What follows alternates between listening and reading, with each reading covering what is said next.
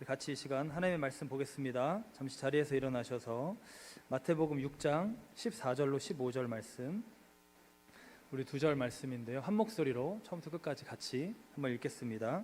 시작. 너희가 사람의 잘못을 용서하면 너희 하늘 아버지께서도 너희 잘못을 용서하시려니와 너희가 사람의 잘못을 용서하지 아니하면 너희 아버지께서도 너희 잘못을 용서하지 아니하시리라.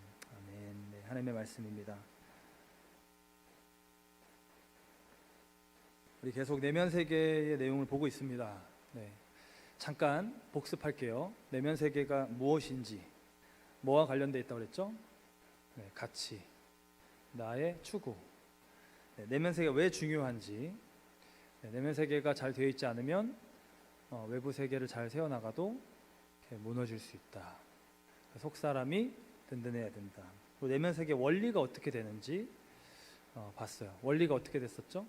네, 영혼, 내 성전, 하나님을 예배하고 하나님 만나는 영이라는 영적인 무언가가 있다면 그 영을 따라서 내 생각을 지키고 마음을 지키는 혼, 성벽과도 같은 그런 모습이 있다 했습니다. 그리고 지난 시간에 내면 세계의 숨은 동기에 대해서 보았습니다. 내면 세계의 숨은 동기, 내가 무언가를 막 열심히 쫓기는 삶처럼 막 열심히 살아가는데 당연히 이 일 열심히 해야죠. 내 책임감 때문이죠. 내가 맡은 바 일이니까 하는 거죠. 이거를 해서 뭐 잘 먹고 살아야죠 라고 하지만 나도 모르는 내 이면에 무언가가 있다는 거예요. 그거를 발견하는 게 우리에게 유익하고 우리 내면 세계를 잘 세우는데 유익하다, 그런 내용을 봤습니다. 제가 계속 확인하고 또 확인하게 되는 거, 우리가 지금 이 내용을 통해서 계속 또 보게 되는 건 뭐냐면요, 기억하게 되는 바는 내면 세계가 보이지 않는다는 거예요. 이게 기본 전제예요. 다른 내용들을 다 나눌 때마다 그 기본 전제는 내면 세계가 잘 보이지 않는다는, 쉽게 보이지 않아서 알기 어렵다는. 그래서 우리가 이렇게 이런 어떤 책의 내용이나 성경 말씀이나 기도나 이런 걸 통해서 들여다보게 되어야 한다. 우리 겉모습은 우리가 쉽게 알죠, 그죠? 누가 어떤 우리 청년이 머리를 짧게 자르고 오면 바로 알죠. 안경을 바꾸면 이렇게 얘기하다 보면 알죠. 얼굴에 뭐가 묻었는데 거울 보면 압니다. 작은 것 하나도 이 외부 세계는 쉽게 알아요, 그죠? 색깔, 머리 염색을 하고 오면 더 그렇고, 옷 스타일이 좀 바뀌면 그렇고. 근데 내면은 안 그렇습니다. 내면은 문제가 심각해져도 몰라요. 그런 일이 종종 있습니다. 큰 구멍이 나도 스스로 잘 몰라요. 모르고 그냥 살아요. 그러면서 그거로 인해서 오는 어떤 고통이나 어떤 그 텅 빈 마음을 내가 힘들게 겪으면서도 그냥 이렇게 생각해요. 다 이렇게 사는 거 아니야? 다들 이러고 사는 거 아니야? 안 보이니까요. 네. 우리가 읽고 있는 책 초반에 나왔던 싱크홀 증후군과 같은 내용, 그런 내용이었죠. 그리고 지난주에 살펴봤던 동기, 이 모티베이션에 대한 이슈도 안 보이기 때문에 이게 문제가 되는 겁니다. 그게 다 보인다고 생각해 보세요. 막 열심히 하는데 저 사람은 인정 욕구 때문에 그런 거, 이 사람은 내면의 어떤 결핍 때문에 그런 거, 이 사람은 정말 소명과 부르심 때문에, 우리가 같이 다 열심히 해도 알잖아요, 그죠?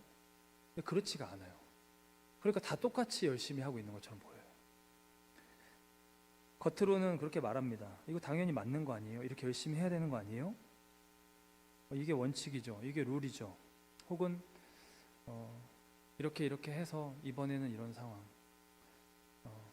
이래서 이렇게 열심히 하고 있는 거예요.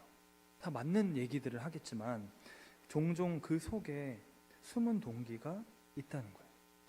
내가 너무 하고 싶은데 A와 B가 있는데 A를 너무 하고 싶어요. 근데 A와 B가 둘 다 맞는 일이에요. 그러면 내 마음이 좀 더 기울어서 A 쪽을 더 정당화하는 거예요. 그래도 이번에는 이게 더 맞는 것 같아, 이렇게. 아니면 내 성향이 B에 기울어져 있어요. 그냥 잠자다 딱 깨워서 A, B 골라, 그러면 B를 고르는 사람이에요. 그러면 어떤 사람이 A를 말하면 나는 내 성향이 이게 더 옳다고 생각해. 내 가치체계에서 이게 높으니까 이거를 더 은은하게 그래도 B를 잊으면 안 되는 거 아니에요? 라고 말해요. 그러니까 내 안에 사실 나도 보지 못할 수도 있고 내가 알 수도 있지만 내가 하고 싶은 무언가가 그 안에 있어요. 겉으로 말하는 정당한 이유 말고도, 혹은 반대로 내가 하기 싫은 걸 수도 있어요. A는 나 너무 싫어. A 같은 건 하기 싫어. 그러니까 여러 가지 구체적인 많은 동기들이 우리 안에 있는 거예요. 관계에도 여기 개입됩니다. 내가 이 A를 선택하면 이 A를 좋아하는 저 사람이 좋아할 것 같은데 나는 저 사람이 별로 마음에 안 들어. 저 사람 좋은 일은 하고 싶지 않아. 그러니까 이번에는 다른 이유를 대서 B를 하자, 이렇게 몰아갑니다. 혹은 반대로 내가 지금 A를 결정하면 이 A를 특정하게 힘들어하는 사람들이 있어요. 우리 가족이든 뭐 공동체든. 그러면 이것 때문에 힘들어할 그 사람을 생각해서 그냥 안 하게 해줘. 그러니까 즉 겉으로는 다른 이야기들을 마음껏 할 수 있지만 우리 안에 이 진짜 우리를 움직이는, 그러니까 미묘하게 한 끗을 탁 움직이게 하는 그 동기가 보이지 않는 상태로 있다는 거예요. 인정 욕구도 있죠. 내가 잘해서 사람들 앞에서 인정받고자, 혹은 나 스스로한테 떳떳하고자, 직장이나 그룹에서 혹은 교회 안에서 내 자리를 잘 지키려고, 욕먹지 않으려고. 저 사람 그냥 저 자리만 차지하고 아무것도 안 해, 이런 말을 들으면 그런 생각을 안 하던 사람도 갑자기 이렇게 확 인정 욕구 때문에 열심히 막 하게 되고요. 조급해지기도 하고 쫓기기도 하고요. 그러니까 이런 숨은 동기가 종종 있기 때문에, 그리고 때로는 이게 자기 자신도 잘 모르기 때문에 우리는 직장도 그렇지만 학교도 그렇고 교회도 그렇고 여러 가지 시스템을 통해서 이거를 잘 다스리게 돕습니다. 그러니까 피드백을 주기도 하고요, 그죠? 이거를 이렇게 주기적으로 교체하기도 하고요, 그 의사결정한 사람을. 아니면 의사결정을 같이 하게 하기도 하고, 그죠? 한 사람이 미묘하게 자기 내면에 자기가 알든 모르든 그 동기로 자기 프리퍼런스를 하지 않도록 최대한 방지를 하는 거예요. 어찌 보면 진짜 훌륭한 리더십은 이 미묘한 것들까지도 읽고 그거를 굳이 드러내지 않더라도 모른 채 하면서 그거를 비껴가거나 아니 불필요한 무언가를 만들지 않도록 도와주는, 혹은 피할 수 없는 상황에서는 전공법으로 대하되 매듭을 잘 짓는, 사랑과 긍휼로. 그러니까 숨은 동기를 읽어내는 사람들이 사실은 더 많은 것들을 커버하는 거예요. 그렇죠? 가족 안에서도 마찬가지. 이걸 못 읽으면 못 읽을수록 오해가 쌓이고요. 못 읽으면 못 읽을수록 관계가, 리더십이, 혹은 그 어떤 한 모임을 이끌어가는 게 어려워져요. 사람이 무언가를 할 때 그냥 하는 것처럼 보이더라도 그 안에 숨어 있는 동기가 종종 있더라. 심지어 자신도 모를지라도. 그래서 말했던 게 결핍 같은 거였죠. 제가 생각하기에 사람은 이 동기에 움직입니다. 숨은 동기 움직입니다. 여기에 움직임. 그래서 다른 이가 내가 전혀 모르는 사람인데 동기를 이렇게 숨은 동기를 확 익스플리시트하게 끄집어냈어요. 근데 그 동기가 너무 내 동기와 맞아요. 내가 하고자 하는 내 value, 내 인생의 목적, 이것과 이 사람의 확 저 행동을 하는 게 맞아요. 그러면 그렇다고만 한다면 그 일이 되게 무모해 보여도, 혹은 그 일이 어떤 그 일을 하는 방식이 좀 서툴어도, 말이 좀 거칠어도요, 그것에 끌립니다. 그것에 끌려요. 네. 우리 아이들이. 그리고 지지합니다. 네. 사이먼 사이넥이라는 사람이 했던 유명한 테드 강연 혹시 아세요? 사이먼 사이넥 아세요 혹시? 얼굴 보시면 아실 수 있어요. 근데 골든 서클이라는 강연을 했습니다.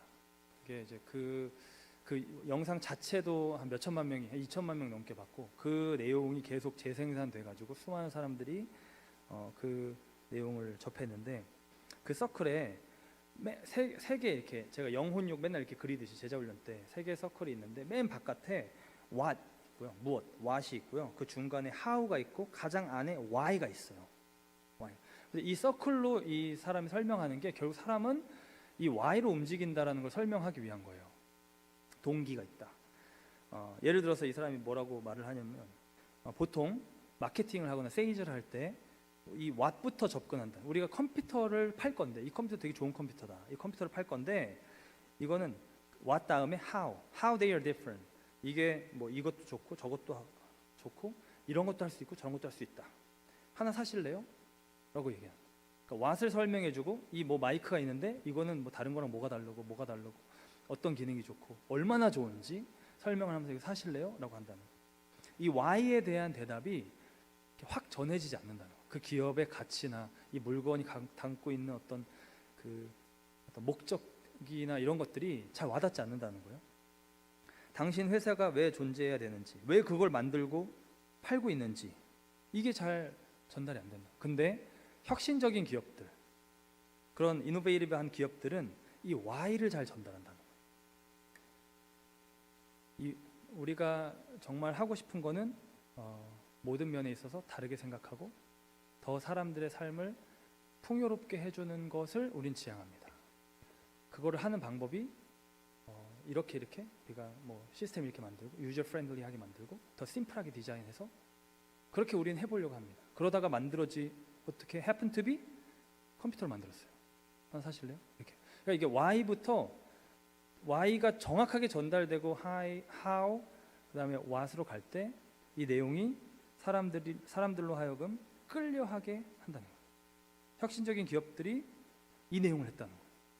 우리가 하는 모든 것은 사실 이 why의 움직임입니다. 이 why의 움직임. 기업의 제품을 소비하는 것뿐만 아니라 정치에서도 사회 운동과도 같은 현상에서도 사람들은 이 동기로 움직여요. 이 동기가 모호하잖아요. 그럼 팔로워가 없어요. 생각해 보세요. 동기가 모호한 정치인 있을 수 있는 이걸 할 것 같기도 하고 저걸 할 것 같기도 하고 이렇게 행동할 것 같기도 하고 저렇게 행동할 것 같기도 해요. 보이지가 않아요. 지지를 할 수가 없어요. 그죠? 내 동기와 맞는지를 점검을 해봐야 되잖아요. 그러니까 사람들은 결국 이 동기로 움직입니다. 누군가의 동기에서 어떤 가치가 보이면 그 가치가 내가 중요하게 여기는 가치랑 맞물리면 우리는 그 사람을 잘 몰라도 지지합니다. 동기에 끌리는 거예요. 그 동기가 멋지다고 생각하는 거예요. 그리고 그 동기가 좋으면 나랑 같이 동지라고 생각하는 거예요. 한 번도 안 만나봤어도 내 편이라고 생각하는 거예요. 이 뜻이 같다라는 표현이 결국 그건 거죠. 결국 이 동기가 전에 말했던 가치와 맞닿아 있는 것이고 나의 갈망, 곧 영의 갈망과 맞닿아 있는 것이죠. 성경에서도 하나님은 우리의 중심을 보신다고 말할 때 우리 속 사람의 그 심장 폐부, 진짜 우리 허파, 심장이 아니라 사실 이 내용을 말하는 겁니다. 사무엘상 16장 7절에 내가 보는 것은 사람과 같지 아니하니 사람 외모를 보거니와 여호와는 중심을 보십니다. 여기서 중심이라고 말하는 내용이 딱 그거예요. 그 사람의 영혼, 그 사람의 가장 그 내면의 핵심, 그것이 어디를 향하고 있는가. 잠언 16장 2절에도 사람의 모든 행위가 자기 보기에 깨끗하여도 여호와는 심령을 감찰하신. 외부의 행동이나 그냥 무엇인가를 하는 그 액션이 아니라 그 심령의 그 영의 방향, 영의 갈망, 영의 그 호흡. 히브리서 4장 12절로 13절에도 하나님의 말씀은 살아있고 활력이 있어 좌우의 날선 어떤 검보다도 예리하여 마음의 생각과 뜻을 판단하나니 지으신 것이 하나라도 그 앞에 나타나지 않음이 없고 우리의 결산 받으실 이름 앞에 만물이 벌거벗은 것 같이 드러나니라. 그러니까 겉으로 가려져 있는 내 행동으로 인해서 가려져 있던 무언가가 그분 앞에 다 결국 나타난다. 하나님의 말씀이 들어갔을 때 하나님은 기본적으로 우리의 그 내면을 보시는 분이라고 하잖아요. 그러니까 하나님으로부터 온 하나님의 말씀이 내 안에 들어올 때 나도 내 내면을 보게 되는 거예요. 하나님의 말씀으로 인해서. 하나님은 원래 보고 계셨습니다. 근데 하나님의 말씀이 제대로 들어올 때 내 생각과 뜻이 판단되는 거예요. 나는 몰랐는데 지난주에 제가 내 자신이 제일 숙제라고 그랬잖아요. 내가 제일 숙제가 내가 이거 풀 수가 없었는데 하나님의 말씀이 내 안에 제대로 들어오니까 내가 이랬구나. 하나님의 말씀에 비춰져서 거울처럼 비춰서 내가 이랬구나라고 나를 알게 되는 거예요. 우리의 내면, 가치라고도 했죠. 갈망이라고도 했습니다. 또 숨은 동기라고도 했습니다. 그거를 보신다. 그게 하나님이 판단하시는, 주목하시는 영역이라는 거예요. 그의 겉의 행동은 그 안의 것에 반영되어 나오는 거예요. 근데 안에는 썩어 있는데 겉에는 번지르르하다. 이게 외식하는 자, 이게 가식하는 자예요. 이게 바리새인들이었던 겁니다. 그러니까 중심을 보신 하나님께 이게 가증한 거예요. 그렇죠? 마음 따로 몸 따로인 거예요.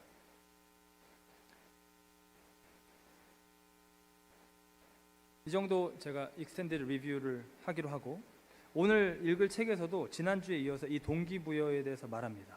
근데 이 동기부여가 지난주에 말했던 것처럼 어떤 결핍에서 올라올 수 있는 거를 말하고요. 이 오늘 챕터에서 주목하는 결핍은 사랑과 인정이에요. 사랑과 인정. 특별히 아버지로부터 인정받지 못했던 그 결핍, 아버지로부터 사랑받지 못했던 그 사람들이 겪게 되는 일종의 속박을 말합니다. 속박. 제가 지난주에 소개했던 한 그 리더십분, 그분이 스스로를 달리는 토끼라고 소개하셨었다고 했죠. 네. 계속 왜 저렇게 나를 증명하려고 하실까? 자기를 증명하려고 하실까? 그냥 어떨 때는 공수표를 던지듯이, 어쩔 때는 저걸 다 하실 수 있을까 싶을 정도의 무언가를 던지시는, 팔로워였던 사람들이 그분의 그 조급함에 힘들어 했었습니다. 그랬던 그분도 엄격한 아버지 밑에서 자라셨어요.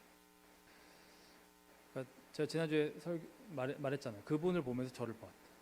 또 다른 분의 모습을 보면서 또 우리는 우리 자신을 보는 거예요. 그죠? 말씀이 말씀이 나를 찌르고 통과했던 사람들은 자기를 봤기 때문에 그 사람의 모습을 내가, 그러니까 타자가 더 잘 보잖아요. 어떤 면에서. 그거를 보면서 나 자신을 보는 거예요. 그러니까 그분의 결핍을 보면서 내 결핍을 보는 거예요. 그분이 엄격한 아버지 밑에서 자라셨다라고 말씀하셨었어요. 스탠다드가 높은 아버지 밑에서 인정을 잘 받지 못하는 환경에서 자라셨다. 그냥 이렇게 객관적으로 보면 굉장히 잘 많은 인생의 성취를 하며 사셨는데, 네, 지난주에 설명한 대로 되게 아마 누구나 다 가고 싶어하는 되게 좋은 대학교를 나오시고, 누구나 다 가고 싶어하는 대기업에서 일을 하시고, 그러다가 부름을 받아서 하나님의 일을 하게 되면서도 누구나도 다 말하면 알만한 굉장히 한국의 제일 대표적인 교회에서 사역을 하시고, 인정받지 잘 못하는 환경에서 자라면서 그 안에 결핍이 생긴 거예요. 이 결핍이 누군가에게는 분노로 나타나고, 누군가는 관계 단절로 나타나고, 누군가는 대화 단절로 나타날 수 있겠죠. 근데 이분에게는 이 증명으로 나타나는 거예요.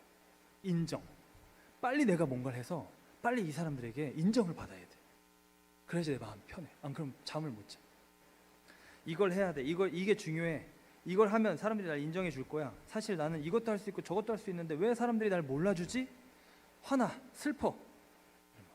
제가 아는 어떤 또 다른 사역자는 이런 문제 때문에 나를 알아주는 곳을 찾아간다고 결정을 하게 됐습니다. 난 나를 인정하지 않는 곳에 난 가지 않을 거야. 인정 결핍에 속박된 사람의 전형적인 모습입니다. 직장이든 어떤 그룹에서든 갈등이 있을 때 어떤 사람은 똑같은 갈등을 견디는데 어떤 사람은 마음을 그냥 팍팍 접어버려요. 그리고 휙 옮겨요. 연인 사이에서도 갈등이 있을 때 어떤 사람은 이걸 이렇게 일단 들어보려고 그러고 대화로 잘 풀려고 하는데 어떤 사람은 연락을 그냥 끊어버리죠. 네. 이렇게까지 할 정도로 되게 단호하게 그냥 이렇게 폭탄 떨어뜨리듯이 앞으로 이렇게 하면 이렇게 하면 할 수 없고 선언을 해버리죠.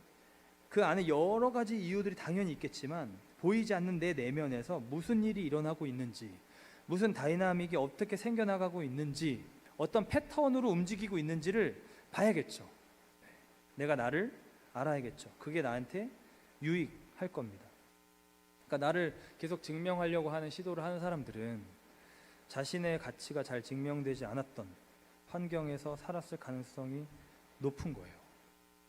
사랑을 많이 받은 사람들은 자신의 가치를 굳이 증명할 이유를 잘 못 느낍니다. 그냥 당연히 저 사람은 나를 사랑할 거라 생각해요. 네. 저희 집에도 한 명이 그런 사람이 있는데, 네. 가장 어린, 제가 저희 딸을 데리고 이렇게 저희 집 앞에 마트가 있거든요. 저희 집 와보신 분은 알겠죠. 와이즈라는 마트 있는, 이렇게 걸어서 이제 뭘 사러 이렇게 가는데 갑자기 어떤 한 백인 아주머니가 차를 타고 이렇게 가다가 창문을 내리고 I have to tell you, she is pretty 이렇게 말하는 거예요. 근데 주한 영어를 못 알아듣습니다. 모르는데 갑자기 저를 보면서 왜? 나 귀엽대? 네. 이게 너무 익숙해져 있어요, 이 아이에게는. 그래서 저는 지금 기도 제목인데 주여 긍휼히 여기소서. 누가 뭐라고 말하면 왜? 나 귀엽대? 너무 많이 들은 거예요. 네. 주여. 사랑을 많이 받으면 자기가 뭔가 내가 이쁨을 받아야 된다라고 생각을, 그걸 노력을 해야 된다고 못 느껴요. 네. 자기 마음대로 하고 다닙니다. 그리고 다 자기를 다 귀엽다고 생각하는 줄 알아요. 네. 다 그런 건 아닐 것 같은데 하여튼 주님이 다루시겠죠 또. 근데 사랑을 받지 못했을 때, 인정을 받지 못했을 때 우리는 증명 욕구를 가져요. 왜냐하면 이게 내 존재와 관련된 거니까. 그리고 그 욕구로 인해서 막 미친 듯이 달려요. 막 밤낮 달려요. 주변이 떠나가고 가족이 무너지고 내 삶이 무너질지라도 그걸 멈추지 못해요. 왜냐하면 그걸 멈추는 순간 난 너무 괴롭거든. 내 존재감이 막 상실이 되니까 너무 힘든 거예요. 이거는 단순한 어떤 삶의 한 부분의 결핍이라기보다는 내 내면의 기초예요. 그죠? 내 내면에 굉장히 큰 이슈예요. 영적인 이슈예요. 곧 갈망과 관련된 이슈예요. 내 갈망의 어떤 한 부분이 채워지지 않아서 계속 거기로 인해서 뭔가 나타나는 거예요. 난 사랑받지 못하는 존재야라는 말이 내 스스로 나에게 외치고 있는 신념이 돼버려가지고 다른 사람들 앞에서도 관계가 계속 이렇게 덜컹덜컹거리고요. 공동체 안에서도 약간 덜컹덜컹거리고요. 나 자신을 향해서도 막 이렇게 자책을 하고요. 심지어 하나님한테서도 계속 내가 뭔가를 하려고 합니다. 근데 복음이 주는 자유는 너는 이미 사랑받은 존재야 라는 그 메시지를 우리에게 넣어줌으로써 시작돼요. 더 이상 내가 어떻게 사랑을 더 받을 수 없을 만큼 내가 조금만 더 잘하면 더 사랑받을 거야 라는 그런 생각이 그냥 다 지워지게, 너는 이미 최고로 하나님 앞에 더할 나위 없이 사랑받은 존재야 라는 그 메시지가 바로 복음이 주는 메시지예요. 그거를 받을 때 자유해져요. 아무것도 안 해도요, 뭘 하지 않아도요, 하나님은 예수 그리스도 안에서 우리를 기뻐하시는 거예요. 예수 안에서 우리를 기뻐하시는 거예요. 나 자신, 나 자체로는 죄인이고 우리가 보는 게 맞을 수 있어요. 우리 엄마 아빠가 우리한테 말했던 말이 틀린 말이 없을 수 있어요. 너는 이게 문제고 저게 문제고 그럴 수 있어요, 진짜로. 근데 예수 그리스도 안에서 하나님 우리를 기뻐하시는 거, 그거는 그 엄마 아빠의 말에 사실보다 훨씬 더 높은 차원의 진리인 거예요. 우리는 사실 다 정도의 차이가 있지 인정 욕구, 사랑받고 싶은 욕구, 증명 욕구가 어느 정도 있습니다. 근데 그게 때로는 너무 심해서 너무 왜곡돼서 불편할 정도로 나타나든지 아니든지 이 차이죠. 대인관계에 어려움이 끼쳐질 정도로 나타나는가 그렇지 않은가 이거예요. 그죠? 너무 미묘하거나 작아서 어떤 경우에만 나타날 수 있고요, 어떤 사람한테만 나타날 수 있어요. 내가 정말 그런 인정을 받고 싶은 사람한테만, 아니면 너무 썰을하게 그냥 나타날 수 있어요. 그거는 큰 문제가 아닌 거예요. 근데 어떤 경우는 이게 내 삶에 대해서 불편을 가져다 줘요. 그러면 오늘 책에서 읽는 그 내용처럼 내 내면을 깊이 하나님 앞에서 보는 그 과정이 필요한 거예요. 저도 하나님 만났던 과정, 그 내용들 여러분들이 간증했지만 이와 되게 비슷했습니다. 저희 부모님 저를 사랑해 주셨지만 제가 뭐 학대받으면서 크고 이런 건 아니었지만 나름 굉장히 엄격하게 키우셨고 야단을 되게 많이 맞았고 또 자수성가하신 그 똑똑하신 두 분이 보기에는 제가 좀 기대에 못 미쳤어요. 학교도 일찍 들어가서 친구들보다 좀 느리고 뭔가 똑부러지고 이렇게 확실하게 하고 그런 아이가 아니라 그냥 무난하고 수능적이고 관계가 원만하고 이런 아이였기 때문에 저희 어머니는 너가 여자애면 괜찮은데 남자애면 밖에 세상에 나가서 이 험한 세상에서 일을 하고 해야 되니까 너 강해져야 된다 이러셨어요. 그래서 스파르타로 키우셨어요. 우리 외할아버지가 또 직업 군인이셨기 때문에 저희 어머니가 또 군인 정신이고, 칭찬보다는 뭔가 가르침을 주시려고 했고, 잘했어도 그거에서 더 잘할 수 있는 무언가를 또 가르쳐 주시려고 하셨어요. 그렇게 격려나 칭찬을 잘 듣지 못했다 보니까 그 시대는 사실 좀 많이 그랬죠. 지금 우리가 하는 육아법이랑 많이 다르지만 우리 어머니들이 하는 그런 육아의 내용에는 좀 다르지만 그 과정들을 겪으면서 자존감이 낮아졌던 거예요. 그리고 그렇게 자라도 학교에서 굉장히 뭔가 유명하거나 뭐 인기가 있거나 잘하거나 막 이러면 또 거기서 많이 그런 어떤 인정 욕구를 채우는 아이들이 있었는데 저는 사실 그런 케이스도 아니었어요. 학교에서 인기 있거나 인정받을 정도로 대단하지 않았던 유년 시절도 거기에 한 몫을 했습니다. 그러니까 집에서든 학교에서든 그냥 그런 아이로 지내다가 어느 날 하나님을 만난 거예요. 제 입장에서는 우연히, 하나님 입장에서는 철저히 하나님의 때에 만난 거예요. 그러니까 제가 하나님 저는 부족해요. 저는 이런 거 잘 못해요. 저는 하나님 죄송해요. 제가 이래서 죄송해요. 이런 저의 제 내면의 어떤 목소리가 반영된 하나님께 기도, 저의 신념이 들어가 있는 제 자아상이 들어가 있는 이 모습이 하나님 저는 죄인입니다. 저는 이렇습니다. 이렇게 사이클이 도는데 말씀을 읽고 기도하니까 이게 거꾸로 돌기 시작했다 그랬죠. 이 느낌이 아직도 그 어색한 느낌이 기억이 나요. 약간 내 옷이 아닌 것 같아. 나는 약간 그 거지 같은 누더기 옷을 입고 살던 사람인데 갑자기 보고 저한테 너는 여기 있을 사람이 아니야. 여기 올려다 놓고 옷을 이렇게 갈아입혀주는. 이거 내 옷 아닌데 내가 이래도 되나? 이 생각이다. 정말 예수 그리스도로 의의 옷을 입혀주신다라는 딱 그 표현처럼 제 안에 돌던 이 내면의 사이클이 거꾸로 돌기 시작하는 거예요. 말씀 읽고 기도하니까 이게 들어오기 시작하는 거예요. 내가 너를 사랑한다.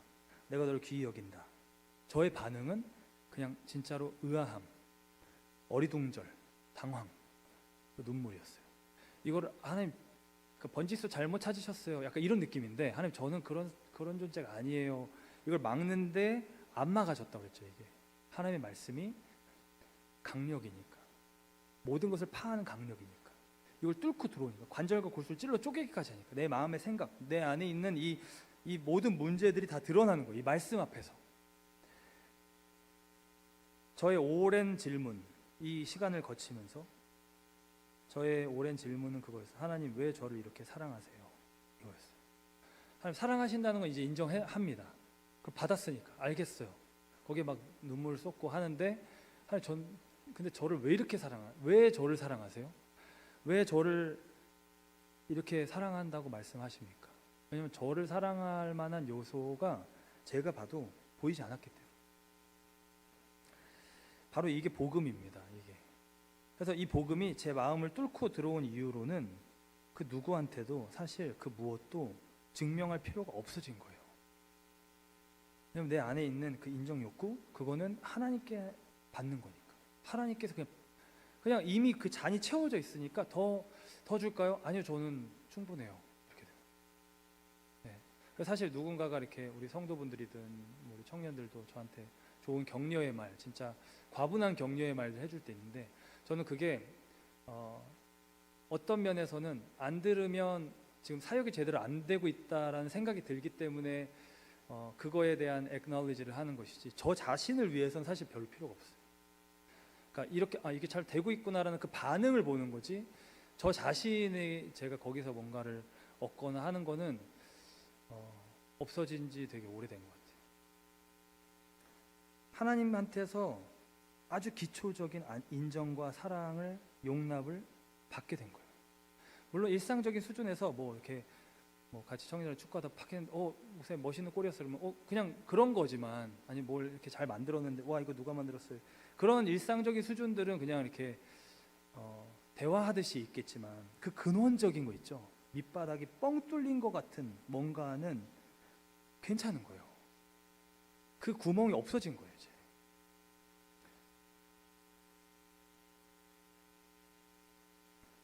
그래서 누가 저의 연약함을 말해주면 약간 이런 마음이 드는 거예요.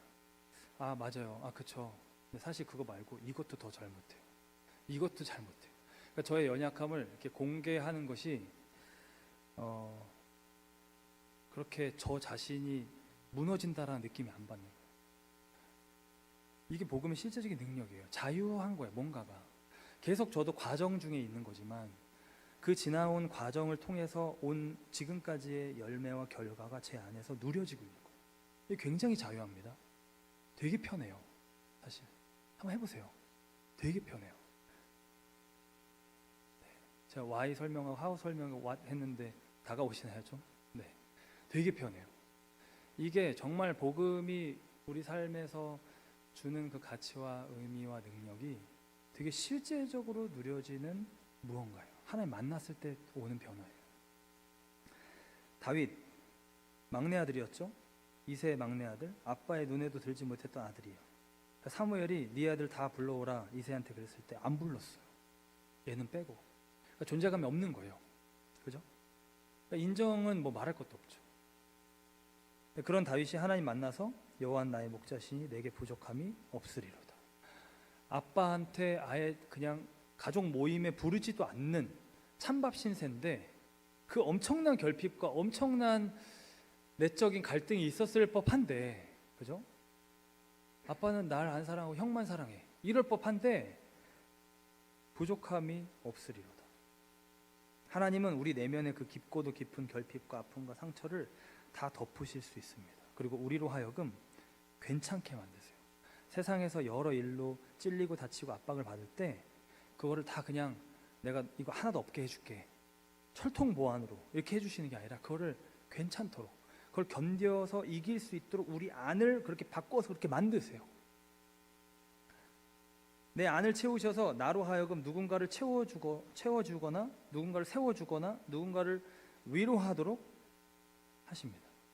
그리고 스스로도 자기를 못 믿는 그 사람을 나 못 믿겠어요, 나 못 믿겠어 하는 그 사람한테 내가 널 믿어 하게끔 만드세요. 가족에서도 마찬가지입니다.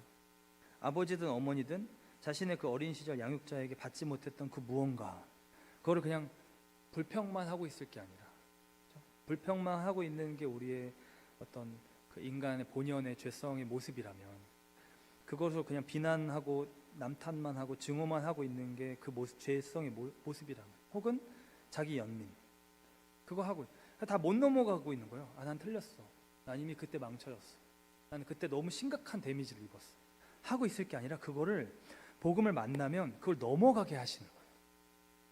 그게 이상할이 많지 넘어가져요. 그게 회복이 돼요. 괜찮아져요.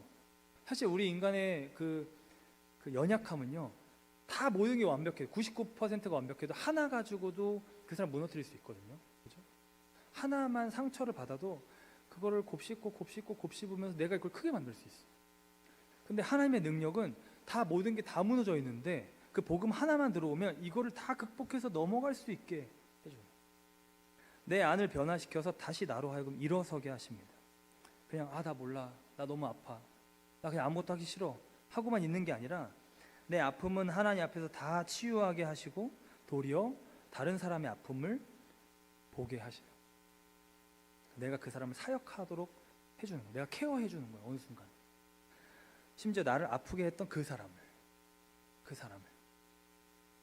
나를 아프게 했을 때 그때 당장은 너무 아파서 보지 못했던 그 사람 안에 무언가, 그리고 그때는 너무 어려서 내 내면이 든든하게 서 있지 못해서 참아 보지 못했던 그 사람이 갖고 있던 아픔, 그걸 보여요. 그러니까 그 사람이 나를 아프게 했는데 내가 내 아픔을 다 하나님 앞에서 극복하고 그 사람의 아픔 때문에, 내면의 다른 결핍 때문에 그 사람이 그렇게 반응하는구나를 보게 된다면 지금 이 사람은 일어서고 있는 중이에요.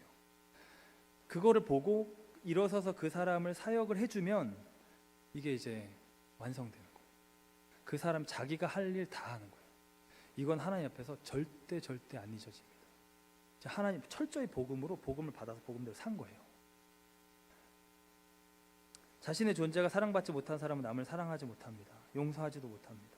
그러니까 사랑을 일단 받아야 돼요. 이거는 필수예요. 예외가 없어요. 무한 사랑을 받아야 돼요. 자기 존재에 대한 무한 긍정을 받아야 돼요. 너무 많이 받아서 하나님 저를 왜 이렇게 사랑하세요? 라고 말이 터져 나올 때까지 하나님 저 좀 더 사랑해 주세요. 좀 더 하나님 사랑 알고 싶어요. 이건 아직 더 계속 받아야 돼요. 계속 받아서 받고 또 받고 또 받고 또 받아서 하나님 저를 왜 이렇게 사랑하시는 거예요? 하나님 사람이 무엇이간데 저를 이렇게 생각하십니까? 이 고백이 터져 나올 때까지, 여러 번 터져 나올 때까지 사랑을 계속 받아서 이 자기 존재에 대한 긍정을 경험해야 돼. 그래서 내가 긍정해야 돼. 내가 나를 긍정해야 돼. 그래서 그 아버지 혹은 아버지 피규어에게 용납받지 못했던 사람들이 그 자신을 지금 속박하고 있는, 아버지가 심지어 돌아가셔도 아버지가 살아계신 것처럼 나를 계속 붙들고 있는, 사랑받지 못했던 그 경험으로 묶여 있는 이거를 결국 복음으로 넘어가야 되는데, 그 복음으로 넘는 방법이 바로 용서입니다. 용서. 이 넘어야 될 산이에요.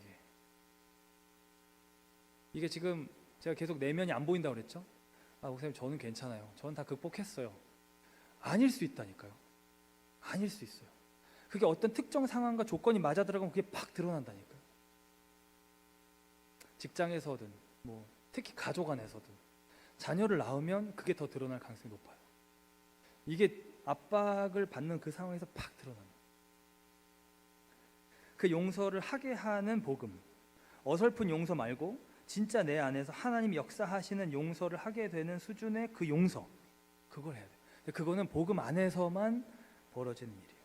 하나님을 강하게 만날 때에만 벌어지는 일이에요. 나를 무한 긍정하시는, 무한 사랑하시는 그분 앞에서 그 강한 빛을 경험하면서 내가 경험하는, 자유케 되는 그 사건입니다. 용서를 못하는 것, 분노, 이것도 강한 동기부여입니다. 사실 엄청난 에너지원이죠. 그죠?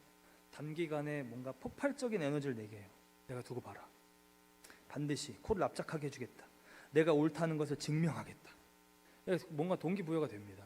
이런 마인드셋은 사실 우리를 이렇게 드라이브를 확 걸어서 때로는 어려운 뭐 고시나 시험을 통과하기도 하고 사업을 성공시키기도 하고, 그죠? 우리 책에 보면 그런 사람들이 여러 성취를 하는 것들을 적어놓기도 하는데, 운동 능력을 향상시키고 살을 엄청 빼기도 하기도 하고요.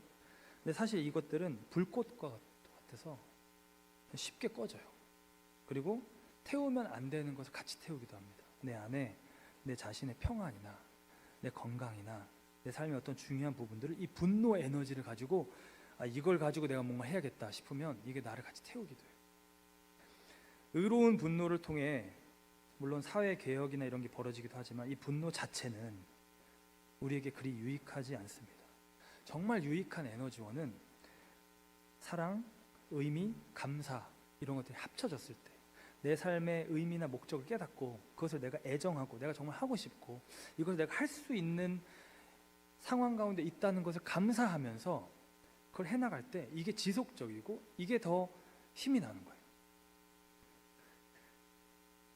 내가 무언가를 정말 좋아하고 그것의 의미를 깊이 인식하고 있으며 내가 이 일을 위해서 이 땅에 왔구나. 그리고 이 일을 하도록 하나님이 나를 부르셨구나. 그 일을 열어주시는 것에 대해 감사하다라는 마음으로 갈 때 가장 그 에너지를 오래 내고 지속적으로 잘 낼 수 있는 동기부여. 이게 진짜 동기부여예요. 분노의 마음 가지고 내가 뭔가 하는 거 일은 될지 모르지만 그렇게 좋은 동기부여가 아닌 거예요. 자기가 파괴되는 동기부여인 거예요.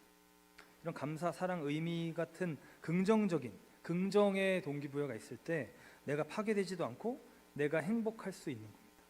그러니까 우리가 누군가를 용서하지 못하고 그 사람에 대해서 끊임없이 분노하고 증오할 때 그건 우리를 힘들게 하는 거예요. 사실 그 분노를 하면서 내 자아의 무언가가 부인되지 않으니까 내가 하고 싶은 대로 하는 거니까 기분은 시원할 수 있는데 사실 그거는 종이야. 나를 무너뜨리는 거야. 그러니까 마치 내 방에 커다란 쓰레기 더미를 가져다 놓은 것처럼 나에게 불편을 주는 거야. 내가 이걸 꼭 기억해야 돼. 내가 이걸 부여잡고 쓰레기 더미 붙잡으면 내가 되갚아줘야 돼. 이거 갖다 줘야 돼. 내가 가서 그 집에 던져버릴 거야 하면서 계속 갖고 있는 거예요. 내 집에, 내 방에 엄청난 쓰레기를. 야, 그 사람의 머리 위에 부을 거야 하면서 이 쓰레기를 갖고 있는 거예요. 집에, 방에. 이게 좋아 보이십니까?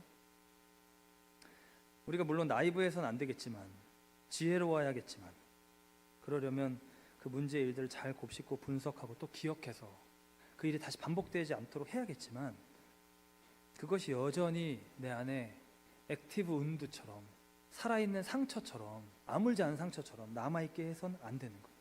그러면 액티브 운두로 돼 있으면 아물지 않은 상처라면 이 건들면 아파요. 자극이 돼요. 계속. 내 안에 분노가 있다면 그걸 빨리 아물게 해야 됩니다. 딱지가 빨리 지고 새살이 돋아나도록 해야 돼요. 이게 복음이고요. 이게 그 복음 안에 있는 용서고요. 이게 그 아픔을 넘어가는 거예요. 넘어가는. 그가 용서에 관한 설교를 제가 여러 번 했었는데 그 사이에 여러분에게 또 다른 용서의 어떤 큰 도전이 왔을 수도 있고 또 전에 여러분이 저 용서했습니다. 그때 뭐 용서했다라는 말을 저한테 해준 사람들도 있고요.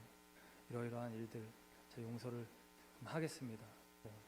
이렇게 결단했습니다. 한 사람들도 있을 수 있는데 이 용서라는 게 진짜 상처처럼 다시 또 거기에 이렇게 데미지가 오면 그 상처가 다시 또 아물어야 돼요. 그리고 어떤 면에서는 다 아물다가 다 아물지 않아 가지고 약간 그 완전히 낫지 않은 액티브 온도가 좀 남아 있는 그걸 느끼고 있었을 수도 있습니다. 그러니까 예를 들어서 생각하면 생각할수록 화가 나네. 다 끝난 얘기인데 용서도 했는데 그 사람과 심지어 화해도 했는데 생각하면 할수록 갑자기 화가 나. 이거 지금 살아있는 거야 지금. 오늘 다시 그 상처가 아물도록 한 단계 연고를 바르기를 축복합니다. 용서를 묵상하세요. 용서를 실천하세요. 그리고 사랑방에서 나눌 때 진지하게 오늘 우리 다 읽었다 뭐 이런 거 미션 컴플릿보다 뭔가 하나가 딱 내 내면에 이렇게 오면 이걸 그냥 가게 하지 말고 그거를 마음속에 일단은 너 못 나가 하고는 이걸 꾹 누르고 있는 거예요. 이 용서가 내 안에 어떠한 지금 임플리케이션이 올지 그 진지하게 그렇게 용서에 임하기를 원합니다. 오늘 본문에는 너희가 사람의 잘못을 용서하면 너희 하늘 아버지께서도 너희 잘못을 용서하시려니와 너희가 사람의 잘못을 용서하지 아니하면 너희 아버지께서도 너희 잘못을 용서하지 아니하시리라 라고 말씀합니다. 이 말을 보면 액면가 그대로 하나님이 누군가 용서를 안 하면 그 사람 용서를 안 하시는구나 라고 우리가 이해할 수 있어요. 그죠? 그래서 하나님께 용서를 받으려면 나도 용서를 해야 되는구나.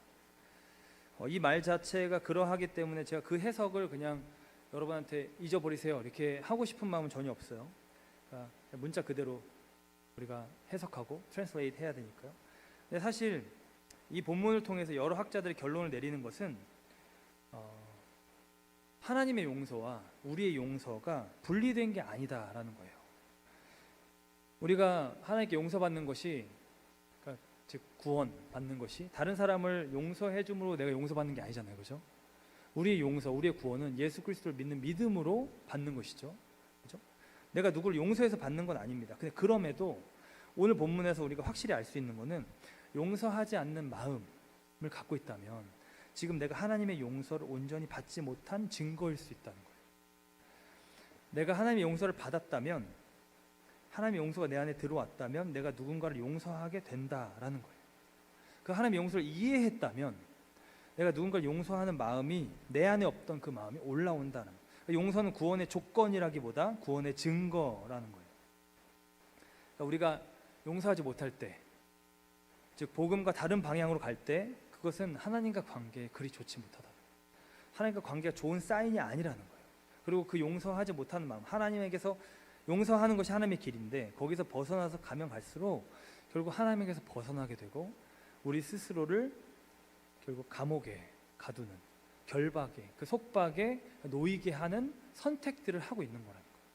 계속 내 방 안에다가 이만한 쓰레기 놓고 그 쓰레기 부여잡고 기억하는 거랑 똑같아요. 악취가 나고요. 좋지 않은 거예요. 결국 용서는 복음에 대한 반응이고 결단입니다. 이 내 안에 있는 상처, 그 상처를 야기한 그 사람 혹은 나 자신일 수도 있어요. 그때 내가 왜 그 선택을 했지? 내가 그렇게 하지 말았어야 되는데 하면서 굉장히 나를 막 질책하고 있을 수 있어요. 예수 안에서는 나든 그 사람이든 다 용서돼요. 그 용서가 되는 거예요. 나도 용납돼요. 하나님이 날 용납하신다는데 내가 하나님보다 더 큽니까? 내가 더 하나님보다 의롭습니까? 하나님이 날 용납하신다는데 내가 나를 용납 못한다? 이건 지금 하나님의 용납을 모르는 거예요. 하나님의 그 공의의 기준이, 의로움의 기준이 우리의 것과는 상상할 수 없이 높은데 그 하나님이 예수 안에서 날 용납하신다. 그러면 내가 뭐라고 하나님을 잘못 용납하셨어요. 하나님 지금 이거 안 보시고 용납하신 것 같은데요. 저는 이런 존재, 혹은 저 사람은 저런 존재예요. 알고 계셨어요? 복음에 대한 반응이 아닌 거죠. 사랑하는 여러분, 여러분의 내면은 어떻습니까? 여러분 내면 안에 아직도 쓰라린 상처가 있습니까? 아버지에 대한 상처, 어머니에 대한 상처, 어떤 그 아버지 피규어에 대한 상처, 어떤 결핍, 어떤 내적인 그 뻥 뚫린 것 같은 그 마음, 그걸 생각하면 생각할수록 힘들어서 그냥 아예 생각을 안 하고 있는, 그냥 이렇게 자물쇠로 걸어가지고 한쪽에다가 놔버린,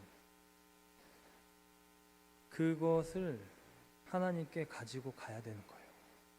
우리가 하나님을 믿는다면, 복음을 경험한다면 사실 그것을 다른 사람한테까지는 말 안 해도 하나님한테는 그것을 오픈업을 해가지고 가지고 가는 거예요.